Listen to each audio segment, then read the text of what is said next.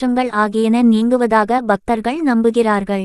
அப்படி சிவனின் கழுத்தை பாம்பு சுற்றி கொண்டு இருப்பதற்கு புராணத்தில் ஒரு கதையும் அதற்கு மிக முக்கியமான காரணமும் இருப்பதாக சொல்லப்படுகிறது.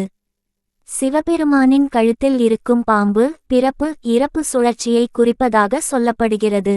மனிதர்களுக்கு மட்டுமல்ல, மிக கொடிய பாம்புகளுக்கும் கூட இறைவன் ஒரே மாதிரியான அருளை வழங்கக் கூடியவன் என்பதை காட்டுவதற்காக தான் சிவபெருமான் தன்னுடைய கழுத்தில் பாம்பை சுற்றி கொண்டிருப்பதாக சொல்லப்படுகிறது.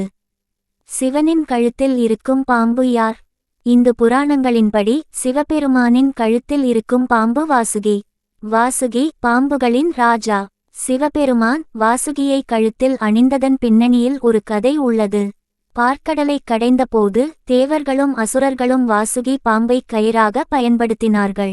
அப்போது வாசுகியின் உடலில் இருந்து ஆலகால விஷம் வெளிப்பட்டது. அந்த விஷம் உலகத்தை அழிக்கும் அளவுக்கு சக்தி வாய்ந்தது. சிவபெருமான் அந்த விஷத்தை குடித்து உலகத்தை காப்பாற்றினார். சிவபெருமானின் கருணைக்கு நன்றி செலுத்தும் விதமாக வாசுகி தன்னை சிவபெருமானுக்கு அர்ப்பணித்தார். வாசுகி சிவபெருமானின் கழுத்தில் மாலையாக அமர்ந்தார்.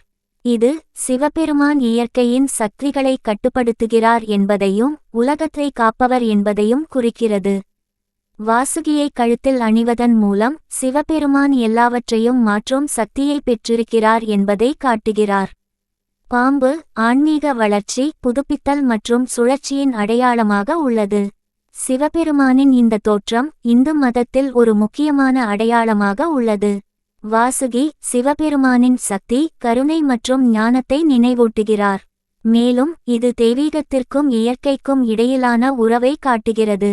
நாக பஞ்சமி அன்று பாம்புகளை வணங்குவது ஏன்? நாக பஞ்சமி அன்று பாம்புகளை வணங்குவது ஒரு முக்கியமான காரணம். பாம்புகள் விவசாயத்திற்கு நன்மை செய்பவை. அவை எலிகள் மற்றும் பிற பூச்சிகளை உண்பதன் மூலம் பயிர்களை பாதுகாக்கின்றன.